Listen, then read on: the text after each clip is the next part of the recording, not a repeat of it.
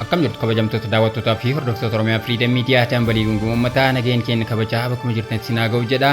Wata bajjii 2026 oduu guyyaa irraatiif qindeeffannee kan isin biraan geenyu taati jalqaba irratti hangafoota oduu. Wayita Itoophiyaan liqii haaraa doolaara miliyoona 468 argachuuf jedhametti IMF tarsimoo maallaqa cimaa akka hordoftuu fi iftoomina gabaa sharafa alaa akka agarsiistu gaafate. Seneetii USA aangoo waraana labsuu Tiraamp mulqanii. Ayatollah Mujtabaa Khamenei diinonni moo'aman qoqqoodiinsa keessaa uumuuf hojjetaa jiru jedhanii. Kooriyaan kaabaa dandeettiin oomisha niikulara kennaa waggoota 5 keessatti dachaa ol dabaleera jette. Israa'eel fi Libaanoos waliigaltee dhukaasa dhaabuu hojiirra oolchuuf waliigaluu USA'n beeksifte. OFM dambalii gungumaa uummataa irraa oduu isinitti kan isin waliin turu hanga daawwalaa buuti amma oduu bal'inaan. Wayita Itoophiyaan liqii haaraa doolaara miliyoona 468 argachuuf jedhametti IMF tarsimoo maallaqa cimaa akka hordoftuu fi iftoomina gabaa sharafa alaa akka agarsiistu gaafate. Dhaabbanni maallaqa addunyaa IMF Itoophiyaan tarsimoo mala madaala maallaqaa cimaa akka hordoftu iftoomina gabaa sharafa alaa akka fooyyessitu walitti qabiinsa galii keessoo akka cimsituu fi mootummaan baasii of eeggannoon akka hoogganu gaafate. Dhaabbanni maallaqa addunyaa IMF Itoophiyaan tarsimoo mala madaala maallaqaa cimaa akka hordoftu iftoomina gabaa sharafa alaa akka fooyyessitu walitti qabiinsa galii keessoo akka cimsituu fi mootummaan baasii of eeggannoon akka hoogganu gaafate. Kunis kan ta'e yeroo biyyattiin sagantaa riifoormii deemaa jiru jalatti liqii dabalataa doolaara Ameerikaa miliyoona 468 argachuu fi mirkanaa'aa jirutti kan dhiyaatedha. Waamichi kun kan dhiyaate erga hayyoonni IMF fi qondaalonni Itoophiyaa sakatta'insa shanaffaa sagantaa liqii waggaa 4 irratti waliigaltee sadarkaa ogeessota irra gahanii booda. Tarkaanfiin kunis hooggansa olaanaa IMF irratti yoo mirkanaa'e maallaqa haaraa doolaara Ameerikaa miliyoona 468 SDR miliyoona 342.5 kan gadi lakkifamu ta'uun ibsame. Maallaqni haaraan kun yoo mirkanaa'e deeggarsa guutuu IMF sagantaa kanaan Itoophiyaaf kenne gara doolaara biliyoona 2.65tti wal guddisa. Kunis liqii waliigalaa adoolessa 2024 mirkanaa'e doolaara biliyoona 3.4 keessatti hammatama. Ibsa marii Finfinneetii fi gama intarneetiin hooggantoota Itoophiyaa wajjin godhame ilaalchisee baheen hoogganaa garee qorannoo IMF kan Itoophiyaa Alvaaroo Pirees akka jedhanitti biyyattiin dhiibbaa alaa jala jiraattuyyuu ajandicha fooyya'insa dinagdee keessoo hojiitti hiikuu irratti milkaa'ina agarsiisaa jirti jedhaniiru. Akka ibsa dhaabbaticha IMF kanaatti agarsiistonni oomishtummaa gurgurtaan alaa kuusaan sharafa alaa fi galii mootummaa hanga jalqaba 2026tti fooyya'uu itti fufeera. Humni qaala'insa jireenyaa irra taayoo deemu sochii dinagdees cimaa ta'e itti fufee. Haa ta'u malee Pirees Alvaaroo waraanni baha jiddu galeessaa keessatti ka'ee dinagdee Itoophiyaa irratti dhiibbaa alaa guddaa uumuu isaa akeekkachiisaniiru. Waraanni jiddu galeessaa dhiibbaa alaa guddaa gama daldalaan danquu uumeera. Kunis yeroo fi hanqina boba'aaf gatii boba'aa akkasumas xaa'oo alaa dhufu irratti dabalii cimaa uumeera jedhani. Itoophiyaan yeroo kana rakkoon jabaataa jiru kan sarara boba'aa fi daldala daandii Hormuz gabaa boba'aa fi xaa'oo idil addunyaa irratti dhiibbaa uumaa akka jiru ibsuun kunis wabii nyaataaf tasgabbii dinagdee biyyoota meeshaalee kana alaa galchan irratti sodaa hammaataa uumaa jiraachuus ibsitee turte.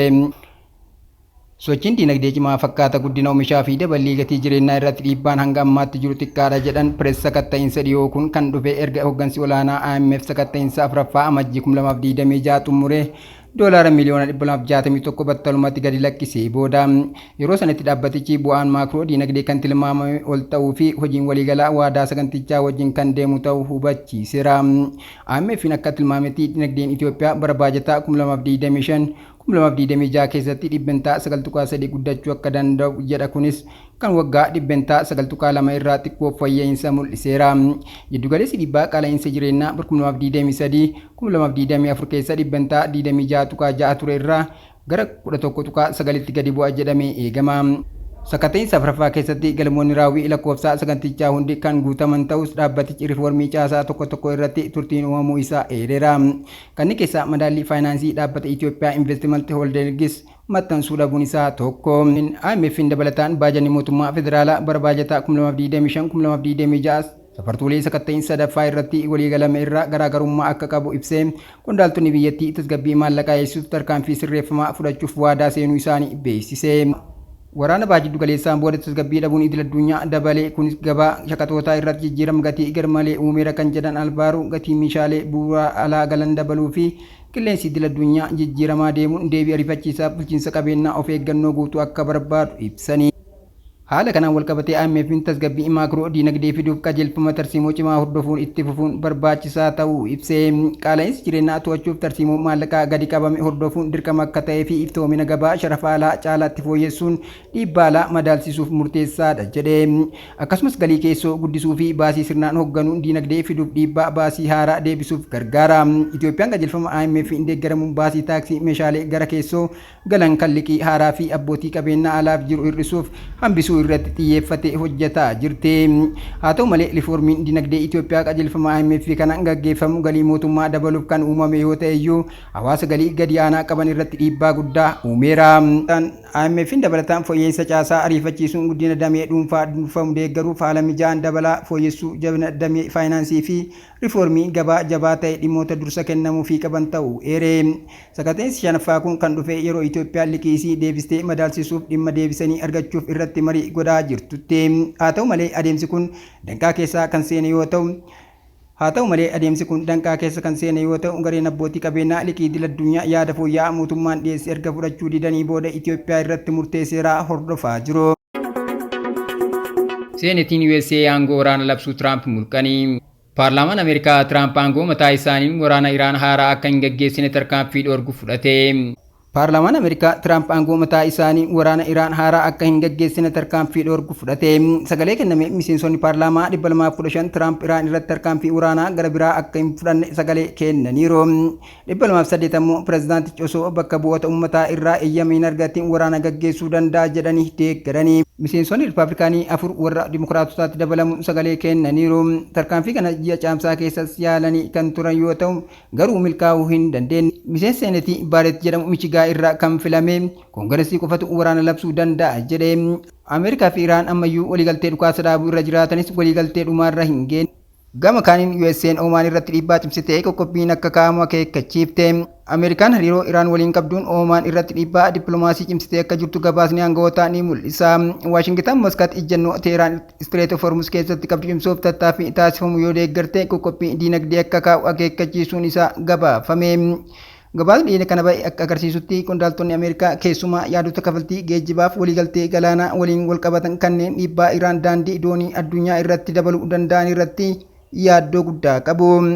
Omaan ammoo sirna kafaltii Iraan kamiyyuu tasgabbii naannoof dippiloomaasii qofa irratti kan xiyyeeffate ta'uu isii haaltee jirti. Omaan baha jiddu galeessaa keessatti ejjennoo tarsiimoo addaa kan qabdu yoo ta'u Waashingitaniif Teheraan lamaan waliin hariiroo cimaa kan qabdu yoo ta'u yeroo baay'ee yeroo wal dhabdeen biyyoota lamaan jidduutti uumamu akka jiddu galeessaatti hojjetti. Omaan yeroo rakkoowwan kanaan duraa Ameerikaa fi Iraan jidduutti akka darbuuf haala mijeessuu keessatti gahee olaanaa kan taphatte yoo ta'u haalli yeroo ammaa naannoo biyyattii hammaataa dhufe hawaasni addunyaatiin hordoffii cimaa taasifamaa jira. Ayatollah Mujtabaa Kaamenii diinonni mooman qoqqoodiinsa keessaa uumuuf hojjetaa jiru jedhanii. Hoogganaan olaanaa Iraan Ayatollah Mujtabaa Kaamenii tokkummaa biyyaalessaa guutuu biyyattii keessatti akka cimu gaafatanii. Hoogganaan olaanaa Iraan Ayatollah Mujtabaa Kaamenii tokkummaa biyyaalessaa guutuu biyyattii keessatti akka cimu gaafatanii. Hoogganaan kun itti dabaluudhaan gama waraanaanis ta'ee dippiloomaasiitiin diinonni mooman amma dandamachuu uummataa laaffisuun qoqqoodiinsa keessoo facaasuuf yaalaa jiru jedhaniiru. Iraan dhiibbaa naannoof idil addunyaa isii mudate milkaa'inaan irraa aanuuf tokkummaa keessoo fi tumsi uummataa yeroo kamiyyuu caalaa barbaachisaa ta'uu ibsanii. Diinonni seenaa Iraan wal dhabdee kallattiin kaayyoo isaanii galmaan gahuu dadhaban amma tooftaa isaanii jijjiiranii amma ololaa fi qoqqoodiinsa keessoo sammuu uummataa irratti xiyyeeffate irratti bobba'aa akka jiran hubachiisaniiru. Uummanni Iraan nagaa fi abbaa biyyummaa biyyattii eeguuf qabsoo isaa akka itti fufuu fi shira diinotaa dammaqinaan ittisuuf waamicha dhiyeessaniiru. Ibsi hoogganaa olaanaa Iraan kun kan bahe yeroo wal dhabdeen naannoo cimaa dhufee fi qoqqobbii biyyoota dhiyaa biyyattii irratti ka'an cimsaa jiranitti. Ibsi diinonni wal qoqqoodiinsa keessoo uumuuf hojjetaa jiru jedhu kun akka qaama tooftaa mormii uummataa jeequmsi biyyattii keessatti uumamuu danda'u ittisuu fi tokkummaatiin sammuu uummataa ijaaruuf taasifamaa jiru ta'ee ilaalama. Keessattuu tokkummaa uummataa sababa dhiibbaa diinagdeetiin uumamuu malu gara tokkummaa biyyaatti jijjiiruuf erga kaa'eeffateedha. Kooriyaan kaabaa dandeettiin oomisha niikulara keenyaa waggoota 5 keessatti dachaa ol dabaleera jette. Hoogganaan Kooriyaa kaabaa Kim Jong-un dandeettiin biyyi isaanii meeshaa niikulara meeshaa waraanaaf oolu oomishuuf waggoota 5 darban keessatti dachaa ol dabaluu isaa ifatti beeksisaniiru. Hoogganaan Kooriyaa kaabaa Kim Jong-un dandeettiin biyyi isaanii meeshaa niikularaa meeshaa waraanaaf oolu oomishuuf waggoota 5 darban keessatti dachaa ol dabaluu isaa ifatti beeksisaniiru. Hoogganaan kun kana kan dubbatan arbaa darbe dhaabbata oomisha meeshaalee nikulaaraa haaraa eebbifame daawwannaa taasisaniin ta'uu dhaabbanni oduu ofiisaa biyyattii KCNA kamisaarraa gabaaseera. Kooriyaan kaabaa yeroo dheeraaf diina hamaa isii waliin waldhabdeen isii mudatee balawwan dhugaa fi ta'uu danda'a guddataa dhufuu fi rakkoon yeroo dheeraa tilmaamamuu hin dandeenye itti fufiinsaa fi saffisaan nikulaaraa ofirraa ittisuu isii cimsuu hojii hatattamaa fi itti gaafatamummaa qabu akka ta'u taasiseera jedhanii.